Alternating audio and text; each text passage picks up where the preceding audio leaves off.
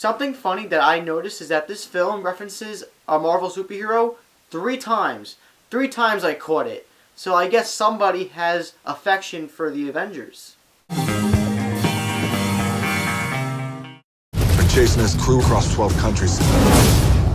This was taken a week ago. It's impossible. I need your help, Dom. I need your team. Welcome, bros and girls, to MaffmanJones Movie Reviews. I am John Maffio, and today's featured film is Fast and Furious 6, or as the title credits call it, 6 Furious. It's really confusing. But this movie stars Vin Diesel, Diesel as in cars, Paul Walker, and Dwayne "The Rock" Johnson. Fast and Furious 6 is a direct continuation of Fast 5, which I highly enjoyed, as opposed to the rest of the franchise, which I'm indifferent about. But the important thing is that there's an evil bad guy out there, and he has a crew, and he's causing a lot of peril and wreckage.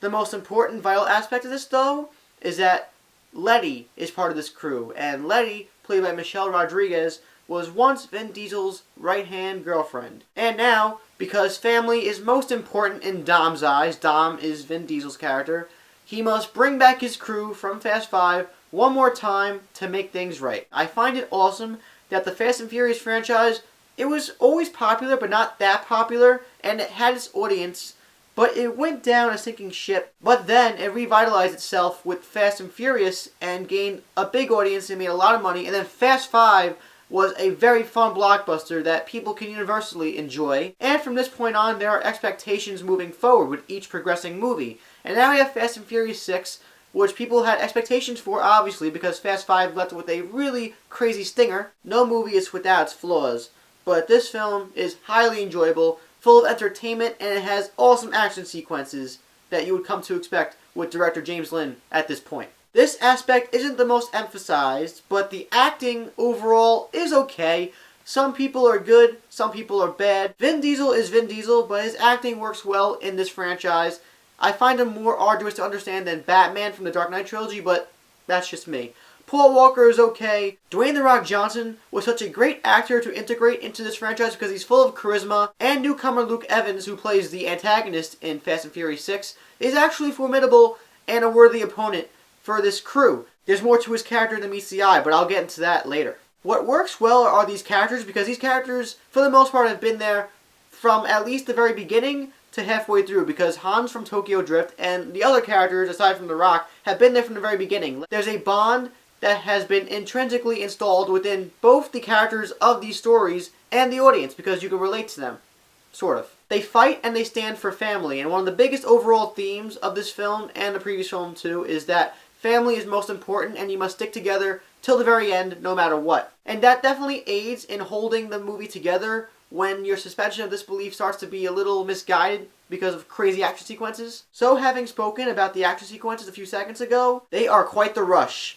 They are awesome, and they have a little shaky cam, but not to distract the viewer. There are a few callbacks to the previous movies with actual races, but there's a lot of chase sequences and a lot of hand-to-hand combat, and it was really engaging. Something that took my breath away, or in fact I wasn't breathing for the last half an hour of this movie, because the final climax was indeed breathtaking and stunning. Not going to spoil, obviously, but you could take an educated guess at what the actual climax is in the trailers.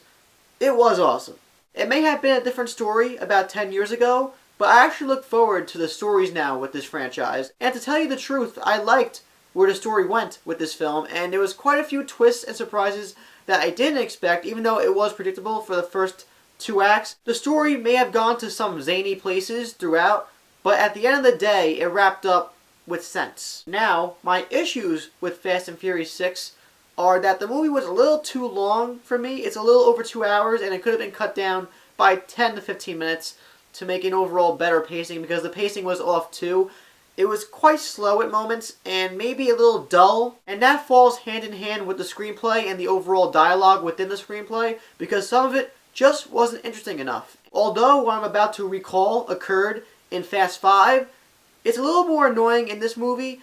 There's a lot of lame attempts at one-liners with certain characters, including Tyrese's character and Ludacris. I mean, all of them do, but mainly with Tyrese, where at the end of a scene, something will transpire and then he'll have to throw something out there. If you could remember that masterpiece that was Transformers 2, it happened with Tyrese in that film too, where he just had to say something. For example, oh, you're so funny, Tyrese.